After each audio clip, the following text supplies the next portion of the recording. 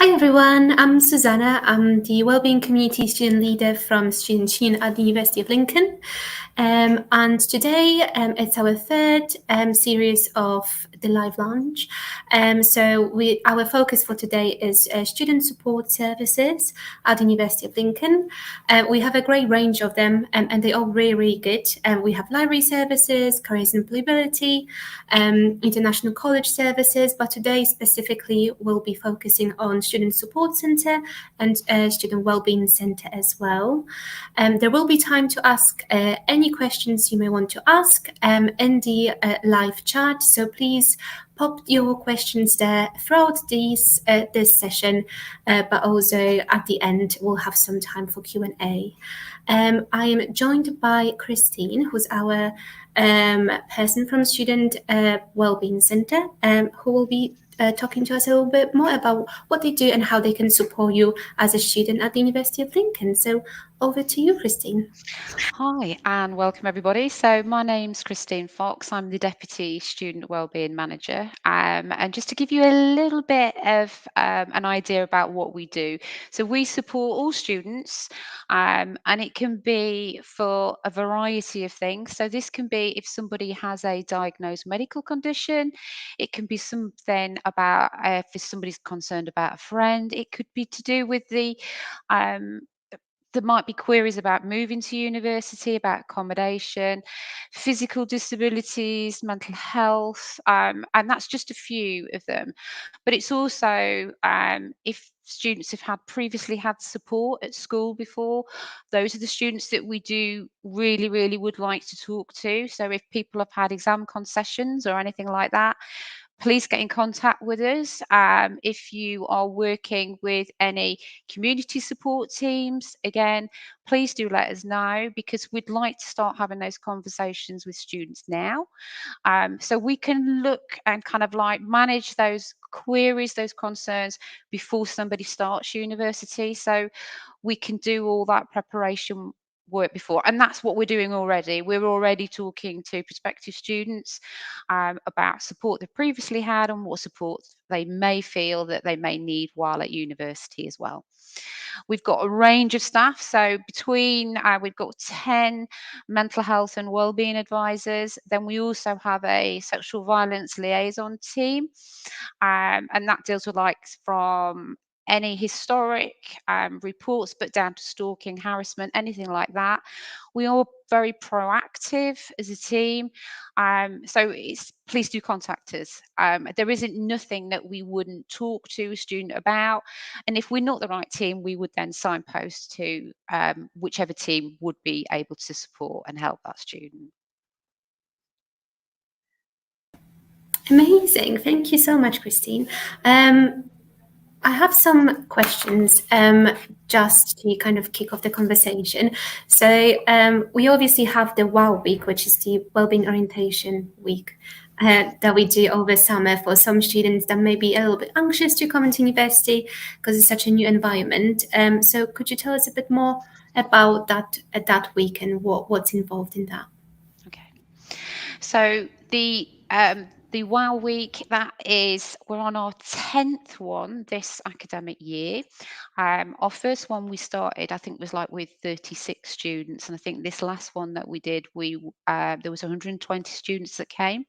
So it's a 3 days, 2 nights experience for anybody that may be feeling anxious about starting university, and kind of unsure in terms of how the transition is going to go.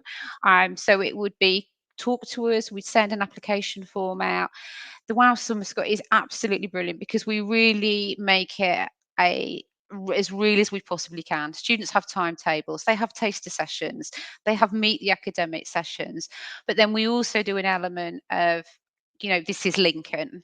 So we do like the tours around Lincoln. We'll go through kind of like student your discount. We come and speak to student union in terms of all that kind of stuff. So we give students there's a lot in condensed into 3 days, but a real university experience and what it's going to be like. And a lot of times, students will kind of say, actually, I'm okay academically, but I'm worried about accommodation. So even that kind of like trial of living with other students can actually help with that preparation, and actually so they're not feeling so overwhelmed when they start.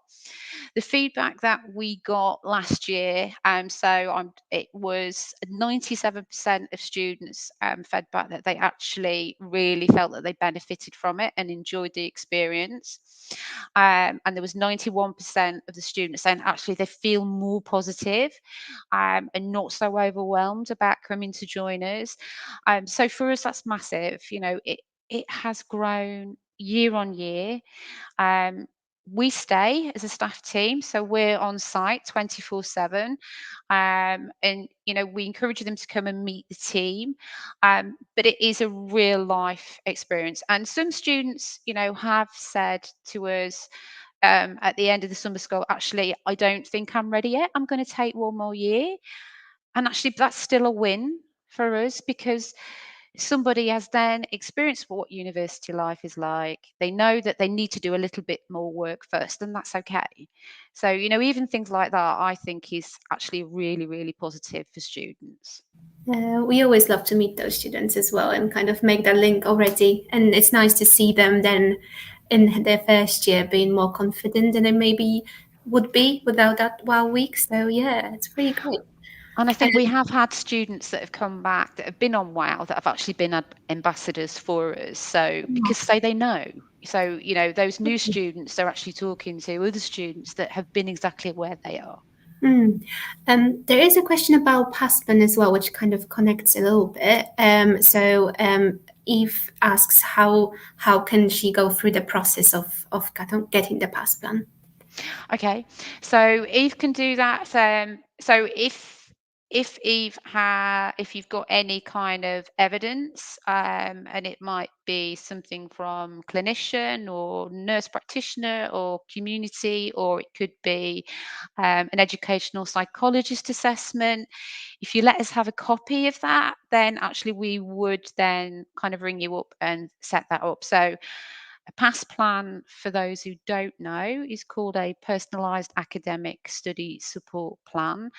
And that's when we look at your evidence, look at your previous ways of working, and we make recommendations. Now, a lot of the university is brilliant, so it's all about inclusive learning anyway.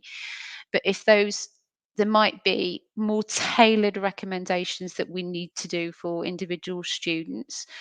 And that's when we would use the PASS plan to tailor it more. And then we would put all those recommendations on the PASS plan. So send us some evidence in, and then we would be in contact with you to set it up. We're already doing PASS plans for prospective students already in preparation, because like I said at the beginning, if somebody knows that's all set up and that's ready, hopefully that will help with any kind of anxieties about starting university as well. Amazing. And there's two questions that are kind of connected. It's more about getting a diagnosis or kind of getting help to get a diagnosis for whatever that might be in terms of learning difficulties. Okay. Yeah. So now a lot of students that we've spoken to may have done particular screeners at schools or colleges. For university, it needs to be a educational psychologist assessment. So if a student hasn't had that done, you can ring up and you will get booked in for something called a first steps appointment, and we would complete a screener with you. Depending on the outcome of that screener, we would then talk to you about the next steps, which would be that we would refer somebody for an educational psychologist assessment. That is done remotely. It is £75 initially, but as long as a student attends that appointment, they get that £75 back. So and actually, the DNA rate, I think this academic year, it's been 9 students that have DNA'd. So it's been really, really good. So the educational psychologist assessment then would open up things like a PASS plan. And depending on, student situation, it may be that they're eligible for disabled students allowance as well. That's not the case in all students, but we would deal with it on a case by case basis with those students. Amazing. If there is any more questions regarding Student Wellbeing Centre per se, please just put it in the chat and we'll have some time at the end, and Christine will join us back to answer those as well. But thank you so much, Christine, for all the information. You're welcome. And we're gonna move to Amy, who's gonna appear magically on the screen now, who's working in the Student Support Centre. So will tell us a little bit more about what that support service can do for you as a student. Over to you, Amy. Yes, so the Student Support and Advice team is made up of a group of smaller teams. So these include our student support officers, who are our first point of contact, and whether students visit us in person in the Student Support Centre or if they email or telephone us. We also have our advice service, so that's made up of a team of specialist advisors. So they can advise students on a wealth of issues, really, including debt and money management, student finance, housing related issues, any employment related issues, immigration, university regulations, and specifically how they might affect you in different situations. And we do offer appointments to our advisors as well. We also have the Student Support and Advice team also offer the University of Lincoln Financial Assistance Funds, also known as OLFAF. So these are administered by a team of specialist assessors. So if you find yourself in financial difficulty during your time at university, or you're struggling to make ends meet, look out for these. Also, if students are experiencing financial hardship, they can also book an appointment with one of our specialist advisors as well. We also are made up of a student success and engagement team.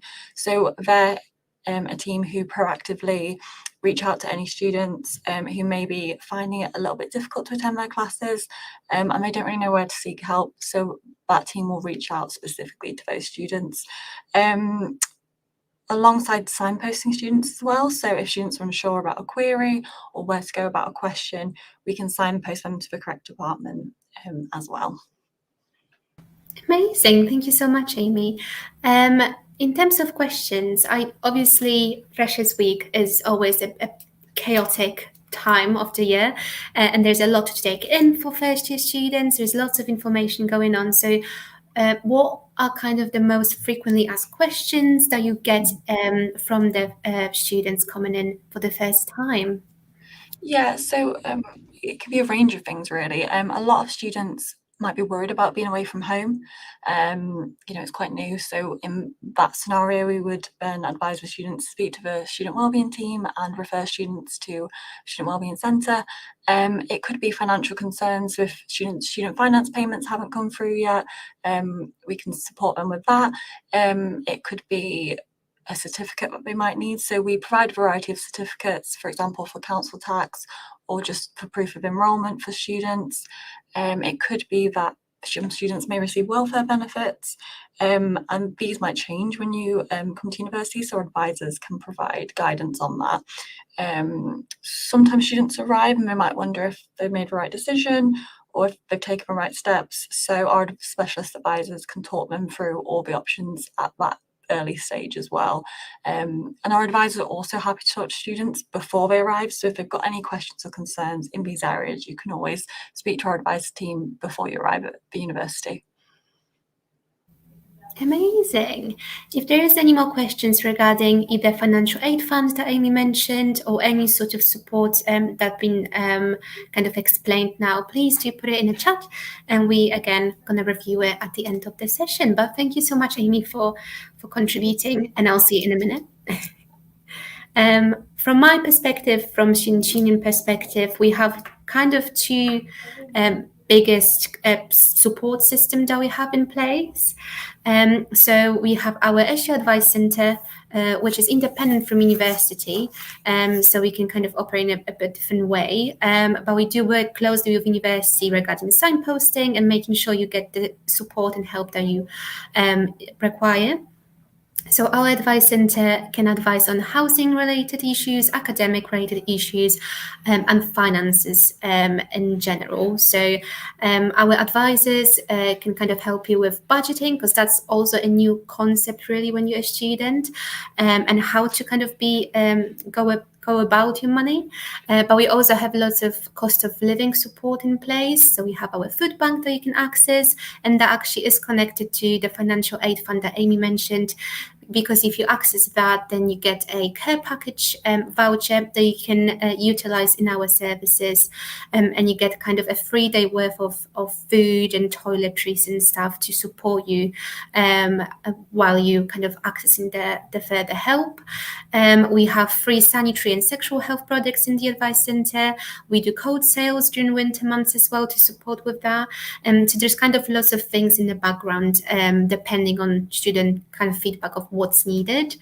In terms of academic, we advise on a range of things. So really, if you at any point concerned about your studies or your assessments or whatever, you can come in and our advisors can advise you on that. And then housing, it's mostly through our accreditation scheme. So when you come into university in your first year, you usually go to university accommodation, but in your second and further years, you kind of, you might want to go to the city and live in private housing. So we work with landlords across the city to make sure that those houses are of quality standards. And if they're not, then you can come to our advisors and they can advise you on how to communicate with your landlord, how to kind of exercise your rights as a tenant. So that's kind of 3 main areas we help students with. And then the other pocket of our support is Feel Good program, which is completely free of charge, sport and non-sport social events that we organize for students. So they range from any kind of sport discipline that you can imagine, but we also do wellbeing focused events. So we do therapy dog sessions, pottery painting, bath bomb making. So they try to be focused on sensory things and just kind of de-stressing you in your kind of busy life as a student. So we have those as well, and there's no sign-ups, no costs to it attached, besides Thoughtful Thursdays, which is the wellbeing ones that are £1 a ticket. So it's still very accessible in terms of pricing. But yeah, they're there for you to kind of meet new people, socialize, but also just de-stress and find that space for yourself. I'm gonna bring Amy and Christine back, if that's okay, to talk a little bit more about their services and what they can offer. There was one question from Ola about the exam arrangements, which connects to the past plan, but I don't know if you want to expand on that, Christine. Okay, that will get covered off in the past plan. So if somebody has previously had extra time or rest breaks, before, we do need to talk to you.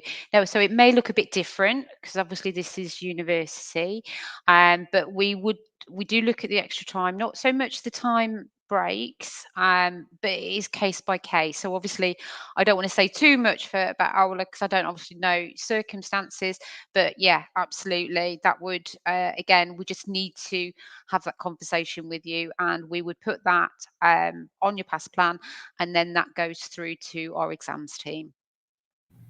Amazing. Thank you so much. Do you want to say where you're located on campus as well? So if you do come for offer holder days or you decide to come to university, you'll know where to go straight away. Okay, so we are based in between the campus health centre and the Swan pub. So we're on the Minerva side of the campus. But what we do remote as well. So obviously for those students that aren't on campus or have got other extra responsibilities that they can't stay around on campus, we can do Teams, we can do phone. It's not a problem. Obviously, we've got campus out at Whole Beach as well. So any apprentice students, obviously, we will kind of we can arrange that as well. We also have a night worker. So if there's any students that are working and doing their degree, we can arrange for our night worker to contact them. So there's always ways around that we can kind of have that contact with students. It's not a problem. And how about you, Amy, where the support centre is? Yes, so the Student Support Centre is located in the main Minerva building on the ground floor, and it's also the university's main reception as well. Amazing. I do have one question to you both, which is if you could share a piece of advice that you'd give to students, what would it be for the, when you come in for the first time, and it's all a bit much. I'll start with Amy. Go for it. Yeah, so I think the one piece of advice that I would give to students is if you've got a question or you've got a concern, please come and talk to us. Either if that's in person, emailing or phone us, just come and speak to us because it's better to ask straight away. And how about you, Christine? Okay, so Amy picked mine. So I'm so off the top of my head, and I think, all the time that I've been doing this job, this kind of wish is for any students that are neurodivergent. So we talk to so many students that are worried about university because they may have dyslexia or ADHD or anything that kind of comes under that umbrella that actually they feel that they're not going to manage, or they may have been told not very positive things in the past. University isn't like that. You can achieve, and we've had loads of students with amazing, fantastic success stories, and it's so fantastic to see. And even myself, I am neurodivergent. I'm quite happy to and I'm quite open about it. I just had to find the best way for me to learn, and that's what we'll do. We'll help you, support you to find the best way to learn for you. And we need to talk to you to kind of figure out what that is and what that looks like for you. It's not one size fits all. It's about what is right for you as a student, what your degree is, what the expectations of your degree are. So I don't want any student to actually feel that way, because it can be done. It is being done every year, thousands of students, and it's fantastic, and we need to celebrate it more. We just need to talk to you about what is the best way for you to support you to do that. Amazing. And Amy also picked mine, so I'm gonna improvise. But I think mine would be, as a student that kind of studied at Lincoln, I think getting out of your comfort zone a little bit and just kind of trying it out, and it might be cringy and it might be awkward at some point, like at the first stages, but really trying new things and making sure that you gave it your best shot. I think is something that I wish I could do more when I was a student, and just not to be scared of just going out there and just trying, because you never know who you're gonna meet, or what you're gonna fall in love with in terms of a society or an activity. So yeah, I'd recommend that very strongly. And also, and do not hesitate to ask for help, because it's never too early, but it's sometimes too late to ask for it. So please make sure to do so. We have one question from Eve again. If you have any best tips to make friends at uni, or what are kind of mechanisms to do so? From student union perspective, obviously we're kind of in charge of sports and societies, so that's one of them. Again, just trying, if you're passionate about something, or you like a certain sport, even if you don't think you're great at it, you can still join a society. It's not a problem at all. And you automatically meet new people with the same interests, which is always helpful when you're trying to make a conversation. So definitely try those. They're all listed on our website, so even before you arrive, you can actually see what they are. And then during Freshers Week, you have taster sessions that all societies do. So they give you a chance to try different things before you even sign up for it and kind of get committed. So that will be my biggest tip for it. But Amy, Christine, do you have any tips at all? I've got one cheat that a student actually told me. So a student that came back and did some ambassador work for us, and he was incredibly anxious about starting university. And so this is a cheat, sorry guys. He took a tray of muffins in with him when he moved in, because what a way to open a conversation, muffins, food.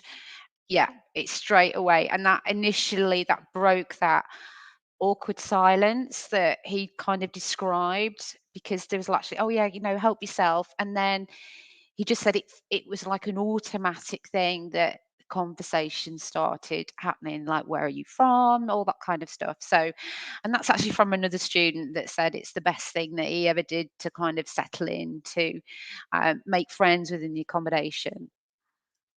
Amazing. Oh, that's very good. I would be different if they give me food. 100%. Amy, do you have any tip at all? I think you've both covered a lot of what I kind of would have suggested, mainly just joining societies and kind of going to the student events, because there's such a wide variety of events. So you don't have to always go out. As Susanna's spoken about, there's such a wide variety of events, no matter what you're interested in, or even if you're not interested in it and you just want to try it. Amazing. I do have one more question, just because I just think it's quite useful to know, just for students that may consider getting a DSA. I was just wondering if we can just explain the process a little bit more, just so if there is any questions, we can kind of get that covered as well. Absolutely. So DSA, Disabled Students Allowance, is a student finance scheme by the government. So you can apply online. So when you look at applying for your funding, that's when you can look at applying for Disabled Students Allowance alongside that. So you can do it all together if that's easier, or you can do it after with us. That's not a problem.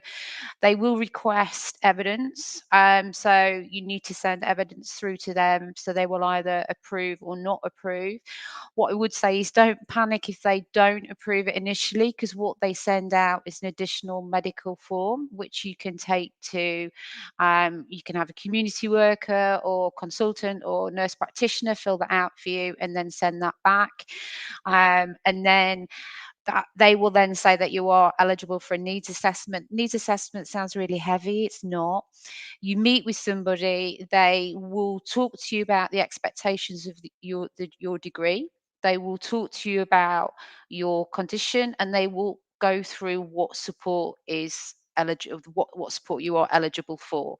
So it's a really supportive process, and that is to kind of put you on a level playing field with all students. So it doesn't give any student an advantage, but it does level the playing field for students. So which I think is really good. A lot of students think that they are not eligible for disabled students allowance. What I would say is, please don't think that. It doesn't matter what a student kind of condition or is dealing with. Have a conversation with us first, because we can then kind of go, right, okay, you may not be eligible at the moment because there's it has to be like 12 months or longer. But there might be things that we can do to support that student until that 12-month period. So it's still have that conversation with us. Please talk to us. And again, it's so individual about what support people have had in the past and what evidence we put forward. So yeah, don't hesitate contacting us. Amazing. Thank you so much. If we did not answer some of your questions, or you do have more questions that you'd like to have answers to, if you email enquiries at lincoln.ac.uk, I'm sure they'll make sure that it will be answered, and you'll have a clear picture of what's coming. I know there's lots of freshers questions in the chat, but because it sometimes differ from year to year and depending when it lands in the academic year, I don't want to say something and it's not true. So if you email those through, I'm sure they'll get answered. But just to summarize, please make sure that you make yourself aware of the support services that we have on campus. They are here to help you, so don't feel like you can't access them or it's not for you. If you don't ask, you don't know. So please make sure to keep an eye on them. But yeah, thank you so much, Amy and Christine, for being here and answering the questions. That's it. Enjoy the rest of your day, evening, or whatever time You're of the day it welcome. is. Thanks, Susanna. Thank you so much.